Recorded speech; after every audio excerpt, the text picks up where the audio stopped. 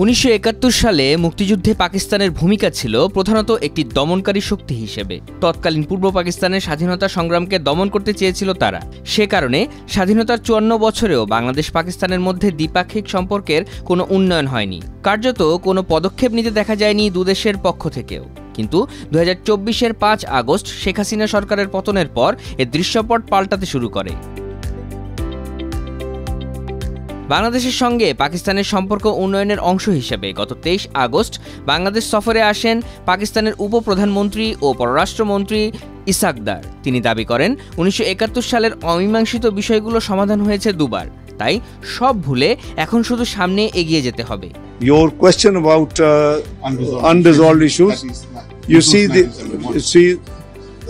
my dear brother, in 1974, first time that issue was resolved in writing. The document is historic and is available for both countries. And after that, General Musharraf came here, and in a very open and candid manner, he actually addressed that issue. And I think between a family, between brothers, once this is done, even Islam tells us to clean your heart. So I think let's move forward. We have to work together. We have bright future in this. So you see, this has been done actually.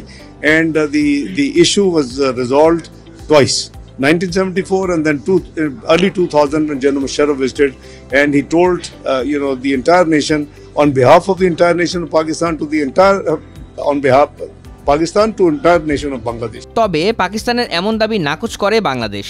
দেশটিকে আবারও ক্ষমা চাওয়ার আহ্বান জানান পররাষ্ট্র উপদেষ্টা। উনি দাবি করেছেন যে 71-এর ইস্যুটি 74 সালে একবার সলভ হয়েছে এবং আর্লি 2000 একবার সলভ হয়েছে। বাংলাদেশ কি এটা একমত? আমি অবশ্যই একমত না। একমত হলে তো সমস্যাটা সমাধান হয়ে যেত তাহলে তাদের মতো করে, তাই না? আমি তো বললাম আপনাকে যে আমরা আমাদের অবস্থানটা বলেছি, ওনাদের অবস্থানটা বলেছি। বাংলাদেশের অবস্থান খুব পরিষ্কার। আমরা চাই যে হিসাবপত্র হোক এবং আমাদের এই যেটা যে টাকা পয়সার যে ব্যাপার সেটা সমাধান হোক। আমরা চাই যে এই যে এখানে গণহত্যা হয়েছে সেটার ব্যাপারে তারা দুঃখ প্রকাশ করুক, মাপ চাক, এবং আমরা চাই যে আজকে বড় মানুষগুলি আছে তাদেরকে তারা ফেরত দেয়। পাকিস্তানের উপপ্রধানমন্ত্রীর দাবিটি পুরোপুরি অমূলক বলে মন্তব্য বিশ্লেষকদের। তারা বলছেন 1974 সালের যে চুক্তির কথা পাকিস্তানের উপপ্রধানমন্ত্রী বলছেন তাতে পাকিস্তানের ক্ষমা চাওয়ার কোনো বিষয় ছিল না। পাকিস্তানের উপপ্রধানমন্ত্রী যেটা বললেন যে এটা সমাধান হয়ে গেছে, এবং উনি বললেন 74 সালে সমাধান হয়ে গেছে। আমি ধরে নিচ্ছি উনি বিস্তারিত বলেন 74 সালের ত্রিদেশীয় চুক্তির কথা উনি বলেছেন। ভারত, বাংলাদেশ, পাকিস্তান মিলে একটা চুক্তি হয়েছিল। সেই চুক্তিতে দায় জানার প্রসঙ্গই তো ছিল না। কোন ধারা, ওটা 16 কি 17টা ধারা আছে, ফলে এটা মীমাংসা হওয়ার তো প্রশ্নই আসে না। সেই চুক্তিটা ছিল মূলত 195 জন পাকিস্তানি সৈন্য ভারত থেকে চলে যাওয়া প্রসঙ্গ, মূলত চুক্তিতে ছিল এটা। এবং সেই চুক্তিরও একটা ধারা আজকে পড়া পাকিস্তানিদের ব্যাপার ছিল, এবং সেখানে পাকিস্তানের স্পষ্ট অঙ্গীকার ছিল যে এদের পাকিস্তান নেবে। তৃতীয় প্রসঙ্গ হলো যে ওই চুক্তিতে ওই 195 জন পাকিস্তানিকে ক্ষমা করার ব্যাপার এসেছিল, এবং বাংলাদেশ ক্ষমা করেছে, ধরে নিতে পারে। কিন্তু এটা তো পাকিস্তানের পুরো যুদ্ধ অপরাধের ব্যাপারে ওই চুক্তিটা ছিল। দ্বিতীয়ত উনি যেটা বলেছেন যে পারভেজ মোশাররফের 2002 সালের সফরে এটা ফয়সালা নেই। পারভেজ মোশাররফ যখন এসেছেন উনি দুঃখ প্রকাশ করেছেন যদি কিছু বাড়াবাড়ি হয়ে থাকে, এই শব্দটা ব্যবহার করেছেন। তার মানে ওনারা নিশ্চিত না বাড়াবাড়ি হয়েছে কিনা, এবং সেই জন্য শুধু দুঃখ প্রকাশ সীমিত থাকতে চান। আমার মনে হয় বাংলাদেশের দিক থেকে এগুলা যথেষ্ট নয়। এখন প্রশ্ন হলো পাকিস্তানের সিভিল গভর্নমেন্ট এটা ক্ষমতা এসে পারে কিনা বা করতে সমর্থ কিনা। এক্ষেত্রে আমার মনে হয় তারা সমর্থ নয়, কারণ পাকিস্তানের যে রাজনৈতিক বাস্তবতা, আর্থসামাজিক বাস্তবতা, সেখানে সেনাবাহিনী একটা শক্তিশালী সংস্থা। সেনাবাহিনী সম্ভবত রাজনীতিবিদরা ক্ষমা চাইতে চাইলেও সম্মত হবে না আমার মনে হয়। ফলে আমার মনে হয় পাকিস্তানের দিক থেকে এটা সহসা ঘটবে না।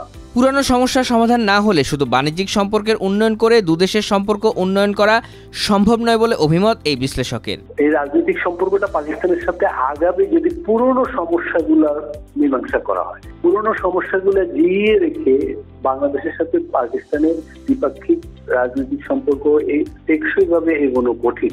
দেখুন, ভারতের সাথে গত 15 বছর আমাদের তো বলা হতো যে সম্পর্ক অতি উচ্চতায়, সেই উচ্চতা থেকে নেমে গেল কেন? নেমে গেল কারণ ভারতের সাথে সম্পর্কের ক্ষেত্রে একটা জাতীয় ঐক্যমতের জায়গা থেকে হয়।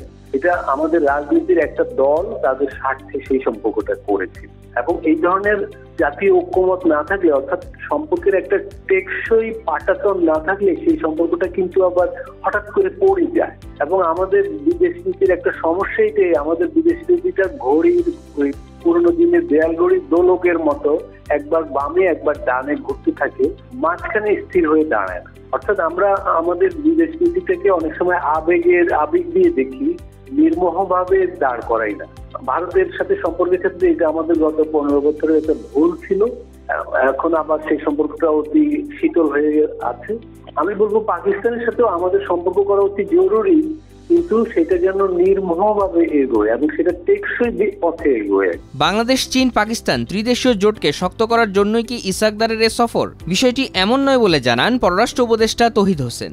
মাননীয় উপদেষ্টা, আমার প্রশ্ন হচ্ছে যে পাকিস্তানের সঙ্গে হঠাৎ করে যে এখন সিরিজ অফ মিটিং হচ্ছে, মন্ত্রীরা আসছেন এখানে, এইটা কি তৃতীয় কোনো দেশ, বিশেষ করে চায়নার সেই ট্রাইলেটারাল যে মেকানিজম, ওইটার কারণেই কি এই মিটিংগুলো আমরা দুই দেশ খুব কাছাকাছি? আমি আসলে একেবারে এক শব্দে আপনার এটা উত্তর দিতে পারি যে না, ত্রিপাক্ষিক ব্যবস্থাটাতে চীনের উৎসাহ আছে, পাকিস্তানের উৎসাহ আছে।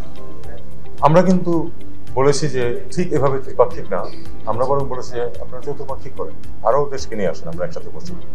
আমাদের সেই অবস্থান কিন্তু এখনো তাই আছে, এবং এটা তারা কিন্তু কগনিজেন্সে নিয়েছে, এবং আগামীতে হয়তো সেটা হবে। তো শেষ করে দেন, করতে দেন আমাকে। তো এটার কারণে কিন্তু যে আমরা পাকিস্তানের সাথে সম্পর্ক উন্নয়ন করছি তা না। এটা খুব সহজভাবে আমি আপনাদেরকে আগেও বলেছি, সেটা হলো যে পাকিস্তানের সাথে সম্পর্ক গত সরকারের আমলে ইচ্ছাকৃতভাবে কিন্তু এটাকে পিছিয়ে রাখা হয়েছে। আমি আপনাদেরকে আগেও বলেছি, এখন আবার বলছি, আমরা একটি স্বাভাবিক সম্পর্ক চাই পাকিস্তানের সাথে, যেমন আমরা অন্যান্য বন্ধু দেশের সাথে চাই, ঠিক সেরকমই, এর চেয়ে বেশি কিছু না। এবং সেটা বেশি কিছু না মানে কি, যে আমাদের তো সবগুলি দিকেই, ব্যবসা বাণিজ্য থেকে শুরু করে সব দিকেই কথাবার্তা বলতে হবে। সেই হিসাবে সম্পর্কটা এগোচ্ছে। এটা ত্রিপাক্ষিক আলোচনার কারণে আগাচ্ছে অথবা সেটার কারণে এটা এগিয়ে যাচ্ছে, সেটা কিন্তু মোটেই বিষয় না। এই বিষয়ে আলতাফ পারভেজ জানান, ত্রিদেশীয় জোট হলে ভূ রাজনৈতিকভাবে বাংলাদেশ লাভবান হতে পারে বলে ধারণা করা হলেও একে চ্যালেঞ্জ করার মতো বেশ কিছু ঘটনা ঘটছে। অনেকে বলছেন যে বাংলাদেশ, চীন এবং পাকিস্তানের ভিতরে একটা ত্রিদেশীয় জোট আকারে বা জোটের কাছাকাছি, এই তিনটে দেশ কাছাকাছি আসলে ভূ রাজনৈতিক ভাবে বাংলাদেশ লাভবান হতে পারে, এটা অনেকের অনুমান। কিন্তু এক্ষেত্রে কিছু এই অনুমানকে চ্যালেঞ্জ করার মতো কিছু ব্যাপারও ঘটছে। একটা হলো যে চীন ভারতের সাথে ড্রামাটিক্যালি সম্পর্ক ভালো করছে সম্প্রতি। যুক্তরাষ্ট্রের চাপের মুখে ভারতও চীনের কাছাকাছি আসার চেষ্টা করছে, এবং চীনও সুযোগটা লুফে নিচ্ছে আর কি। ফলে ভারতকে চটিয়ে চীন এই অঞ্চলে নতুন কোনো কৌশল নেবে সেটা কিন্তু মনে হয় না। আর 2 নম্বর হলো যে বাংলাদেশের জন্য, বাংলাদেশের স্বার্থের দিক থেকে আর কি, অর্থনৈতিক, রাজনৈতিক, প্রাকৃতিক স্বার্থের দিক থেকে পাকিস্তানের চেয়েও ভারতের সাথে সম্পর্কটা বিকশিত করা বেশি জরুরি। সেই দিক থেকে আমি বলবো যে ওই ত্রিদেশীয় জোট বাংলাদেশের ফিউচার নেতৃত্বের কাছে কতটা গুরুত্ব পাবে সেটা একটা প্রশ্ন কিন্তু আমার কাছে। পাকিস্তানের উপপ্রধানমন্ত্রীর এ সফরে যে চুক্তি সমঝোতা স্মারক সই হয়েছে তাতে বাংলাদেশের কতটা উপকার হবে, এই প্রশ্নের জবাবে আলতাফ পারভেজ জানান, চুক্তি হয়েছে 4টা এমওইউ হয়েছে এবং একটা কর্মসূচি হয়েছে। এগুলো আপনি দেখেন, এগুলো কোনোটাই খুব একটা গুরুত্বপূর্ণ নয়। প্রথম চুক্তিটা হয়েছে যে যাদের সরকারি পাসপোর্ট থাকবে তারা পাকিস্তানের ভিসা পাবে। এটা সাধারণ জনগণ পর্যায়ে এটা খুব একটা তাৎপর্য নেই আমি বলবো। এটা একটা একটা শুভ ঘটনা থাকে অবশ্যই, কিন্তু এটা কোনো ব্যাপক কোনো অর্থনৈতিক, রাজনৈতিক, সামাজিক তাৎপর্য নেই। তার আগে আমি বলবো, পাকিস্তান বলে কয়েক মাস আগে 300 স্কলারশিপ দিয়েছিল বাংলাদেশ, অফার করেছে বাংলাদেশকে বছরে, সেটা বরং একটা শুভ ঘটনা ছিল। সেটা আজকে না, আমি আগের কথা বলছি। দ্বিতীয়ত যে 4টা সমঝোতা স্মারক স্বাক্ষর হয়েছে, এগুলো বিভিন্ন সংস্থার সাথে, বিভিন্ন দেশের বিভিন্ন সংস্থার যোগাযোগ বা সম্পর্ক বিষয়, সেখানে গুরুত্বপূর্ণ কিছু নেই। কর্মসূচি আকারে যে সাংস্কৃতিক বিনিময়, সেটা ফাইন, এটা হলে ভালোই হয়। কিন্তু এই যে 6টা জিনিস হয়েছে, এগুলো বড় ধরনের কিন্তু কোনো তাৎপর্য বহন করে না। পরিশেষে এই বিশ্লেষকের মতে মধ্য এশিয়ার বাজারে প্রবেশ ও সার্ককে পুনর্জীবিত করতে পাকিস্তানকে বাংলাদেশের প্রয়োজন। তাই পুরনো সমস্যাগুলোর দ্রুত সমাধান হওয়ার প্রয়োজন।